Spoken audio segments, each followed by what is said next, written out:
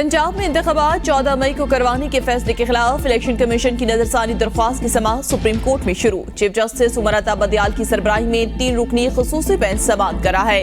Registrar supreme court को written election commission समेत तमाम फरीकैन को नोटिस जारी कर रखे हैं।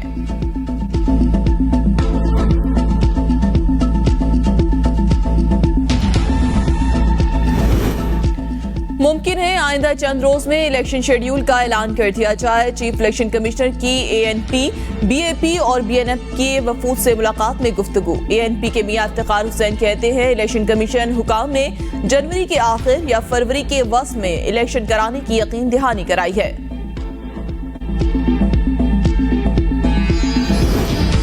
आवाम बिजली के बिलों में रिलीफ भूल जाए, हम सब्सिडी नहीं दे सकते। निगरान वज़ीर खजाना का ऐलान। शमशाद अख्तर कहती हैं IMF से मुआहदा हमें विरसे में मिला, उस पर दोबारा बातचीत मुमकिन नहीं। बदकिस्मती से हमने मईशत की बेहतरी की बजाय उसे कमजोर करने के लिए तमाम काम किए। निगरान वज़ीर खजाना का IMF की नुमाइंदा ईस्टर प्रेस से विचर राब्ता। बिजली बिलों में रिलीफ के लिए मुख्तलिफ तजावीज़ पेश की।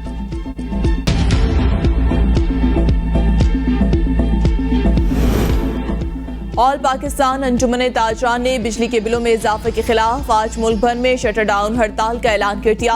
मुख्तलिफ शहरों में मुजाहरे जारी। मुजाहरीन ने मीटर तोड़ दिए, बिलों को आग लगाकर दिल की भड़ास निकाली। अवामी एक्शन कमेटी की कॉल पर आजाद कश्मीर में भी पहिया जाम और शटर डाउन हड़ताल होगी। दोपहर 3 बजे दारुल हुकूमत मुजफ्फराबाद के गिलानी चौक में जलसा मुनक्किद किया जाएगा।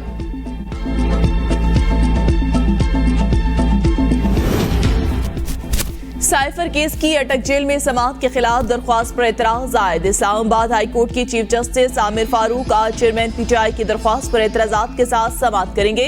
दरख्वास्त में अदालत अटक जेल मुंतकिल करने का नोटिफिकेशन कलअदम करार देने की इस्तदा।